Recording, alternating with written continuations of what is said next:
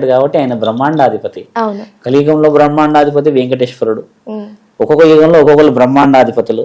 దైవాదినానికి మనం ఇచ్చిన శక్తియుక్తులు అవన్నీ. అంతేకాని అవలీలగా నా శరీరాన్ని నేను అలా అని అనుకుంటా అంటే కుదరదు. చిన్న బ్లేడ్ తో ఇట్లా కోసుకొని చూపించమని చెప్పండి, ఎంతో ఆనందపడతాం మేము. దేనికి కోసుకున్నామో తెలియాలి ముఖ్యంగా. అంతేగాని ఎవరు పడతారు కోసుకోబట్టే కోసుకుంటామా? There should be a specific discussion and reasons. అఘోరాలు కావచ్చు, నాగ సాధువులు కావచ్చు, మీరన్నట్టు సాధువులు కావచ్చు, అఘోరి మాతలు కావచ్చు, ఎవరైనా సరే వాళ్ళు సాధన చేస్తున్నప్పుడు, వాళ్ళు శివతత్వాన్ని నమ్మినప్పుడు, శివునిలో లీనమైనప్పుడు ఈ చేతబడులు, వశీకరణలు ఇవన్నీ ఎందుకంటారు? వాళ్ళకి అసలు ఎందుకు చేస్తారు ఇవన్నీ? వాళ్ళు నమ్మేది శివుణ్ణి అయినప్పుడు ఇవన్నీ ఎందుకు వస్తున్నాయి మధ్యలో? ఇవన్నీ వచ్చేవాడు అఘోర కాదు తల్లి. నేను ఇందాక చెప్పింది కూడా అదే మీకు. ఒక నిజమైన అఘోర సరిహద్దు దాటడు, నిజమైన నాగ సాధువు ఈ యొక్క మన ఇండియా బార్డర్ ఏది పెద్ద సరిహద్దు. తర్వాత మనం ఒక్కొక్క గ్రామానికి ఒక మేర పెడతాం, అంటే పొలిమేర అంటే స్టేట్స్ దాటరు వీళ్ళు. ఒక్కొక్క స్టేట్స్ లో ఉంటారు అఘోరాలు. వీళ్ళందరూ కలిసేది కేవలం కుంభమేళలోనే, మహాకుంభమేళలో కలుస్తారు. ఇవన్నీ ఒక విధంగా ఉంటే, మీరు అన్నట్టుగా క్షుద్ర పూజలు చేసే వాళ్ళందరూ అఘోరాలు కాదు. అఘోరాలు క్షుద్ర పూజలు చేయరు. అఘోరాలు వచ్చింది ఎవరి కోసము? ఆడవాళ్ళని కాపాడడానికి. అఘోరాలు వచ్చింది దేనికోసం? దేశాన్ని కాపాడడానికి. నాగసాధువులు వచ్చింది ఎవరి కోసం? మన సంపద, మన విలువను కాపాడడానికి అని. ఎంత స్పష్టంగా ఉన్నాక ఒక అఘోర వచ్చి ఎవరి మీద చేస్తాడమ్మా ప్రయోగాలు? దొంగలు. సో ఆవిడ అనడం కుదరదు. ఆవిడ గురించి పక్కన పెట్టేస్తే, if A students of class is with 40 మంది ఉన్నారు, మంచి ఎడ్యుకేటెడ్ మీరు టీచర్ అనుకుందాం, ఎవరైనా హిందీ టీచర్, బాగా లెక్చర్ ఇచ్చారు, బాగా పాఠాలు చెప్పిన తర్వాత everybody got maximum pass marks. ఒకతని మొత్తం ఫస్ట్ 90 అబోవ్ 90 100 వస్తాయి. Second third ranks. అదర్ అంటే ఈ 3 ర్యాంక్స్ తర్వాత 40 50 మార్క్స్ వస్తాయి కొంతమందికి. కొంతమందికి ఓన్లీ 35 వస్తాయి పాస్. కొంతమంది ఫెయిల్ అయిన వాళ్ళు ఉంటారు, ఒకడో ఇద్దరు ఉంటారు కదా తల్లి. ఇప్పుడు ఇంగ్లీష్ సార్ వచ్చాడు, ఎక్కడికి వచ్చాడు? నెక్స్ట్ క్లాస్కి వచ్చాడు. ఏమరా అందరు ఫెయిల్ అయ్యారా పాస్ అయ్యారా అని అడిగితే అందరం పాస్ సార్ అంటే, కానీ వీడు ఒక్కడే లేచి నాకు 25 వచ్చినాయి సార్ అంటాడు. ఈ 25 గ్యాంగే ఆ పూజ విధానంలో అందరితో పాటు నారాయణ 10 మందిలో గోవింద. అంటే ఈయన గారు వేసిన వేషాధారంతోని విలువని సంపాదిస్తున్నాడు. చేసే పనులు మాత్రం అందరిలాగా నాకు గొప్పతనం రావాలి అన్న యొక్క ఈ పేరు బిరుదు సంపాదననే ఫెయిల్ స్టూడెంట్స్ వేసిన వేషం. స్టూడెంట్స్ ని తప్పు పడతలే ఇక్కడ. నేను ఉదాహరణ చెప్పాను మీకు. 40 మందిలో ఒకడిద్దరు వచ్చిన స్టేట్ ఫస్ట్లే గురు సాధకులు అయితే, మిగతా పాసులు ఉన్న వాళ్ళు గురు శిష్యులు అవుతారు. మిగతాగా ఫెయిల్డ్ గా ఉన్న వాళ్ళు ఎవరైతే ఉంటారో సక్సెస్ఫుల్ కావడానికి అక్రమమైన మార్గం ఎతుకుతారు. ఇది వీళ్ళు చేసే పని. దానికి ఏం కావాలి? రుజువులు. అంటే ఎలా ఉంటారు? ఫస్ట్ వచ్చినాడు ఎలా ఉన్నాడు? వాడు పొద్దున్నే లేచి స్పెట్స్ పెట్టుకుంటాడు, బొట్టు పెట్టుకుంటాడు, టక్కేస్తాడు కదా. ఈ ఫెయిల్ అయిన వాడు కూడా ఆయనని అనుసరిస్తాడు. ఈయన జీవితంలో ఈయనకు తెలుసు ఫెయిలా ఫాసా, కానీ ఈయన చెప్పుకోడు. ఇది నిర్ధారణ చేయడానికి ఒక గురువు ఉంటాడు. గురువు దగ్గర వీళ్ళు సాధకుల్లాగా ఉండరు. వీళ్ళకి అసుర విద్యలు నేర్పించేటోడు ఒకడు ఉంటాడు, క్షుద్ర పూజలు నేర్పించేటోడు. ఆ క్షుద్ర పూజల దగ్గర శిష్యులు వీళ్ళంతా. నువ్వెవరు? నేను పలానా స్కూల్. ఏ స్కూల్? Geetanjali high school. నువ్వేటి నుంచి వచ్చావు? నేను గీతాంజలి హై స్కూలే. కానీ గీతాంజలి హై స్కూల్లో వచ్చిన వాడు ఈ విధంగా ఉండడే అని చెప్పి నిజమైన గురువు గుర్తుపడతాడు. కాబట్టి వీళ్ళకి గీతాంజలి హై స్కూల్ ప్రిన్సిపల్ ఒకడు ఉంటాడు, వాడు నిజంగా గీతాంజలి హై స్కూల్ కాదు. అర్థమైందా అమ్మా? అదంతా బూటకం, నాటకం, అదంతా అబద్ధం. క్షుద్ర పూజలు చేసేవాడు గుడిలో కూర్చోడమ్మా. ఆయన గారు కూర్చుంటున్నాడు గుడిలోనే ఉన్నాడు కాబట్టి ఆయన క్షుద్ర పూజలు చేయడం. ఆయన మాట అట్లా ఉన్నది, కానీ ఆయన క్షుద్ర పూజలు చేసి ఎవరినో ఇబ్బంది పెట్టే వ్యక్తి అయితే కాదు నాకు తెలిసి. రుద్రాక్షలు వేసుకున్నాడు. ఆయన ఫేస్ గమనించారా మీరు? మరి ఆయన గారు వినొచ్చు ఈ మాట. ఆయన ఫేస్ లో కొంచెం ఇన్నోసెన్స్ ఉందమ్మా, మీరు గమనించలేదు. మీరు చేసే ఆ డమాల్ డిమాల్ క్వశ్చన్లకే బిత్రిపోయింది, కానీ నిజంగా ఈజ్ ఎ ఇన్నోసెంట్ పర్సన్. ఆయన గారిని తీసుకొచ్చి లిప్స్టిక్ ఎందుకు పెట్టుకుంటారో అడుగుతారు, మీరు పువ్వులు ఎందుకు పెట్టుకుంటారో అడిగితే మరి మనిషికి ఎంత ఇబ్బంది కావాలి అలాగా? So you can ask a divine question. చెప్తే బాగుండేమో. ఒకనైతే మొహం నీకు గడ్డ ముందే అని అంటున్నాడు. ఎందుకంటే మనిషి మనస్సు దెబ్బతిన్నాక ప్రశాంతంగా మాట్లాడలేడు. ఒక విధంగా చెప్పాలంటే మీరందరే కారకులు. నిజమే. ఎందుకంటే ఓవర్ ఆ కంటెంట్ తట్టుకోలేకపోయాడు. ఇంద్ర సినిమా 100 రోజులు ఆ సుదర్శన్ థియేటర్లో అక్కడ ఉన్నప్పుడు అందరికి హ్యాపీ అనిపించేది 100 daysది. ఇప్పుడు మీరు ఒకటే రోజు 100 days చేసేసారు అక్కడ, అదొక తట్టుకోలేకపోయింది ఆ శరీరం. సో అదే మనం అన్న మాటలన్నీ. ఓకే. అండ్ మీరు ఇందాక ఒక మాట అన్నారు, నేను వశీకరణ కోసం ఎవరైనా వచ్చినా కూడా నేను చాలా మందిని వెనక్కి తిరిగి పంపాను అని. మరి మీరు వశీకరణలు చేస్తారా? మీరు ఎందుకు పంపిస్తాం మరి? చేతబడులు కావచ్చు, వశీకరణలు కావచ్చు, ఇలాంటివి మీరు చేస్తారా? చేయం. నేను ఆ అమ్మాయిని వశీకరణ రియల్ గా చేశాను కదా. నేను ఇట్లా పుర్రెల మీద ఇట్లా చేతులు పెట్టి ఇలా పెట్టి చేయను. డైరెక్ట్ గా వశీకరణ మనసు మీద చేసేసా కదా అక్కడ కూర్చున్నప్పుడే. అది వశీకరణ. వశీకరణ నీ యొక్క దుస్తులు తెచ్చి, నీ యొక్క వస్తువులు తెచ్చి శ్మశానంలో కూర్చునేది వశీకరణ కాదు, క్షుద్ర పూజ. నేను చేసింది వశీకరణ అంటే it is a hypnotise, it is a psychiatric disorders ని నేను న్యూరలాజికల్ గా రియాలిటీని చెప్పిన. నేను ఆ టైంలో చెప్పేసిన కదా ఆవిడకి వశీకరణ చేసేసినట్టే కదా అక్కడ. సపరేట్ గా రమ్మని ఆవిడని సపరేట్ గా వస్తువులు తెమ్మని నేను ఎక్కడ చెప్పలేదు కదా. అది వశీకరణ కాదు. ధర్మం అనేది వేరు, అధర్మం అనేది వేరు.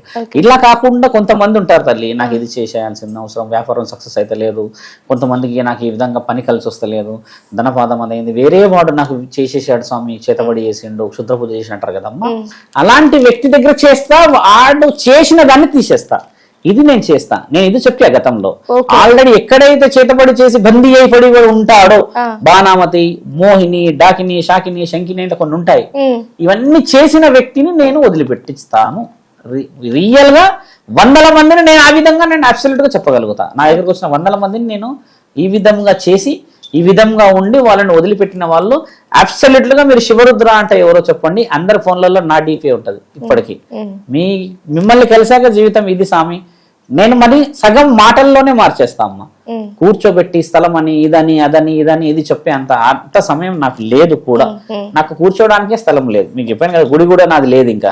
నాకు లేదు కాబట్టి ఏంటంటే అమ్మా, నేను కూర్చొని నేను అంత బ్రేకప్ ఇచ్చుకునే స్థితిలో లేదు. వచ్చిన వాడికి సొల్యూషన్ అక్కడే చేసేసి, పరిస్థితి బాగలేదు అన్న దానికి పరిస్థితిని కట్ ఆఫ్ చేస్తా అంతేగాని వేరే వాడికి పరిస్థితి బాగలేకుండా చేయమనన్న వాళ్ళకి ఫస్ట్ 3-4 సార్లు అలా ముందే తింపుతాయి. ఇలా ఎక్కువ మాట్లాడితే దీంతో ఒకటి ఇస్తా అన్నట్టుగా అక్కడికి వాళ్ళు స్టాప్ అవుతారు. వర్డ్స్ అర్థమైపోతుంది, ఈయన న్యాయంగా పోయేటట్టున్నాడు, అధర్మంగా పోతున్నాడు. అధర్మంగా పోయేటోళ్ళంతా గుడిసెలో కూర్చొని ఉంటారమ్మా.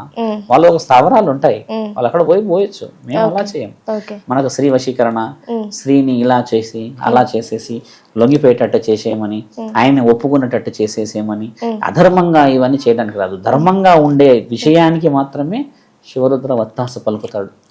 లేకపోతే 1.5 year నుంచి మేము ఇన్ని ఇట్లా మేము దగ్గర పడుతుండే 3 రోజులకి మేము పారిపోయేటోని కదా. మరి నాకు ఇక్కడ ఒక డౌట్ స్వామి, LLB చదివారు మీరు, 2.5 లక్షల జీతం సంపాదించిన మీరు ఎందుకు ఒక్కసారిగా అసలు దీంట్లోకి రావడం? దీంట్లో నాకు తెలిసి సంపాదన ఎక్కువ ఉండదు, మామూలుగా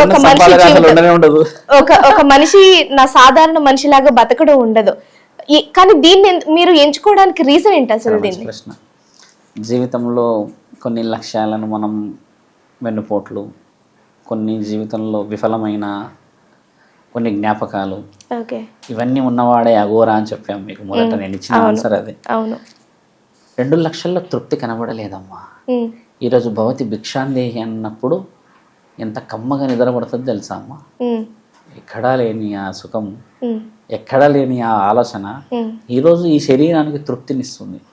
ఆ రోజు 1వ తారీఖు రాకముందుకే పడే ఆ జీతం, ఆ జీతం కోసం నెల రోజులు పరిగెత్తుతూ, భార్యకి దూరంగా ఉంటూ, పిల్లలకి దూరంగా ఉంటూ, ఎక్కడెక్కడో లాడ్జుల్లో హోటల్లో ఉంటూ, ఆ తినే తిండితో ఆరోగ్య పరిస్థితులు కోల్పోయి, ఎవడికో ఎన్నో సమాధానాలు, వాడి బూట్లు ఒకటే తుడవాలి, బాస్ ఏమని అంటాడేమన్న భయానికి, ఇవన్నీ వదిలిపెట్టినప్పుడు ఇప్పుడు ఒకే ఒక సపర్యాలు నా తండ్రికి ప్రతిరోజు గంగా స్నానం చేపిస్తుంటే ఎంతో ఆనందం, శివాభిషేకం ఆయనకి చేపిస్తున్నప్పుడు ఆయన తగిలిన ఆ నీళ్లు నా మీద పడుతున్న ఆ ప్రక్షోళన ఎంతటి మనశ్శాంతినిస్తున్నాయనంటే, ఈరోజు సమయానికి తినలేకపోతున్నాను నేను. ఎప్పుడో 4-5 అవుతుంది, 6-7 నుంచి మార్నింగ్ తినాలి అనుకుంటే కుదరదు. ఇవన్నీ లేవు కానమ్మా, సమయానికి మాత్రం మనసు నిండా తృప్తి ఉంది. ఈ తృప్తి 2 కోట్లు 3 కోట్ల జీతంలో కూడా రాదు. ఎందుకు మీరు మారిపోయారు, ఎందుకు వదిలేదారంటే అమ్మా, కుటుంబం అనేది పరమాత్ముడు ఇచ్చాక అసలైన కుటుంబాలని తీసుకెళ్లే నీ విద్య, నీ అర్హత, నీ సాధన ఏమైంది అన్న ప్రశ్నే మలుపు. అది పరమాత్ముడు అన్ని నేను చదువుతున్నప్పుడు కూడా నేను ఇట్లనే ఉన్నాను.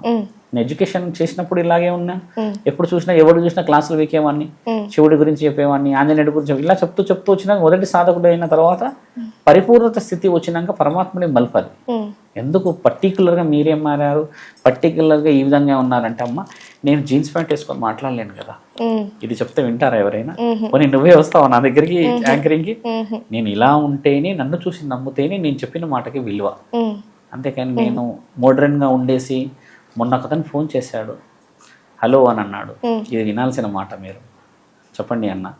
నేను ఎవరో చెప్పండి అని అన్నాడు. స్వామి అంత ఐడియా లేదు, చాలా ఫోన్లు వస్తుంటే నేను నరసింహస్వామిని అంటున్నాడు ఆయన. అది రికార్డు ఉంది నా దగ్గర.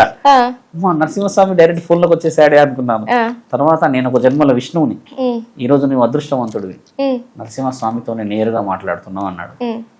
చెప్పండి అని అన్న తర్వాత నీకు మోక్షం కావాలా అని అడిగాడు. వద్దు నాకు అంటే, అదేంది నరసింహస్వామి చెప్తుంటే మోక్షం కావాలంటలేవు నువ్వు అని అన్నాడు. మోక్షం అంటే ఏంది అని అడిగినా. ప్రశాంతమైన జీవితం అంటే ఇప్పుడు నేను ప్రశాంతంగా ఉన్నా అన్న. మొదటి మనిషివయ్యా నువ్వు మోక్షం వద్దన్నావు అంటుడు. నరసింహస్వామికి తెలియదా మోక్షం ఎక్కడ ఉందో, నరసింహస్వామికి తెలియదా మోక్షం ఎవరికి ఇవ్వాలో, డైరెక్ట్ ఆన్లైన్ లోకి వచ్చేసిండు ఆయన మోక్షం కోసం. ఇలాంటి ఎన్నో ఉంటాయి. నేను అలాంటి అన్నిటిని అనుభవించే వచ్చాను. కాబట్టి ఏంటంటే మీరు కూడా భవబంధాలకి విరక్తి చెందలేము. భవబంధాలకి మేము విపరీతమైన బానిసలమయ్యి వచ్చాము. అలానే ఇలాంటి ఆడపిల్లలు, తల్లిలు, ఇల్లులు, సంసారాలు రోడ్డున పడకుండా అడ్డుపడి నిలబడి ఉన్నాము. ఒకసారి రండి కదా గుడి దగ్గరికి, ఎంతమంది వస్తారో నా దగ్గర చూడడానికి. ఆడవాళ్ళు కొంగు పట్టుకొని ఏడుస్తారు. పోయేటప్పుడు ఒక్కసారి వాళ్ళు వెనక్కి చూస్తున్న చూపమ్మ ఎంత ధైర్యం ఉంటుందో తెలుసా మనిషికి, మీకు తెలియదు అది. వాళ్ళు ఎలా వస్తారు, వచ్చేటప్పుడు ఏదో చేసేస్తాడు ఈ స్వామి అని వస్తాడు కదా, అన్ని నీ దగ్గరే ఉన్నాయని చెప్పి పంపిస్తాను కదా, ఎంత విలువగా పోతారంటే అమ్మ వాళ్ళు. ఏమ్మా ఇప్పుడు మీ ఆయన కొడుతున్నానంట, మళ్ళీ ఫోన్ చేస్తే కొడుతున్నాడు స్వామి, వాడి బొంద రెడ్డి కొడతాడు వెళ్ళిపోతాడు అంటారు. అదే మా ఆయన కొడుతున్నాడు ఏం చేయాలో అని చెప్పి వస్తారు ఆ రోజు. అంటే ఆయన కొడుతున్నాడు అన్న దాంతోనే నేను ఏదో చేసేస్తే ఆయన లేపేసో లేకపోతే ఇంకేదో చేయాలన్న ఆమె ఆలోచన. జీవితం అంటే ఏందో చెప్పడమే నిజమైన సాధకుడి లక్షణం. అద్దె వదిలిపెట్టేసేసి నేను ఇది చేస్తా అది చేస్తా, నువ్వు నిమ్మకాయలు తీసుకురా గాల్లో లేపేసేస్తా, నేను ఇక్కడ చేసేస్తా, మీ ఆయనని పడుకోబెట్టేస్తాను అనే వాళ్ళు వందల్లో ఉన్నారు కదా. ఎప్పటికైనా గుర్తుపెట్టుకోమ్మా, మానవ తత్వం గెలవకపోతే, ఈ ధర్మం స్థాపించకపోతే ఇలాంటి వాళ్ళందరూ ఈ విధంగానే పుట్టకపోతారు. చాలా మంది అమ్మవార్లను లేపుతున్నారు. ఏమని నీకు అమ్మవారు ఎల్లమ్మ వస్తుందని బొట్టు పెట్టి పూజలు చేపిస్తున్నారు. చాలా మంది నీ మీద అమ్మవారు వచ్చిందని చెప్పి ఓ బ్యాండ్ కొట్టేసి అది చేస్తున్నారు కదా.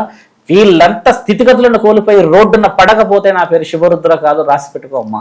నేను మళ్ళీ ఇప్పుడు కాకపోతే నీ ఒక సమయానికి అయితే కలుస్తా కదా. నేను చెప్తా, ఈ రోజు నీ అవసరం, ఈ రోజు నీ శరీరం నువ్వు తప్పించుకుంటున్న ఈ అబద్ధపు గూటకం నేను ఎప్పటికైనా బయటికి పెడుతుంది. ఈ రోజు కోల్పోతున్నారు వీళ్ళందరూ ఎన్నో కదా. దేవతల విషయంలో అబద్ధాలు ఆడిన వాడు ఎప్పటికీ బాగుపడాడు. మహాభక్తులని చెప్పుకోవడం తప్పేముందమ్మా, నేనే దేవుడు అని చెప్పుకోవడం తప్పు కదా. అలా ఎంతో మంది రోడ్డున పడే అవకాశాలు ఉన్నాయి. ఇప్పుడు మీరన్నట్టు మహాశివుడికి మనం భక్తులం సేవకులం అయినప్పుడు ఆ అఘోరాలకి సేవకులు ఉంటారా? అఘోరాలే మహాశివుడికి సేవకులు అయినప్పుడు మరి ఆ సేవకుడికి ఇంకా భక్తులు వాళ్ళంతా శిష్యులేగా. శిష్యరికం వేరు, శిష్యులు వేరు, సేవలు చేసేది వేలు.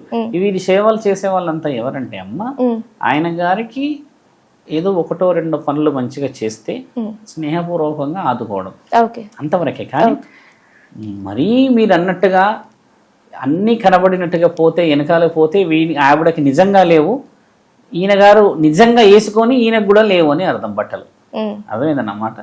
నిజంగా బట్టలు లేని వాళ్ళు నిజంగా లేవని కనబడుతున్నారు. నిజంగా బట్టలు వేసుకున్న వాడికి ఏదో ఒక రోజు నీకు కూడా బట్టలు లేవని తెలిసే రోజు వస్తుంది.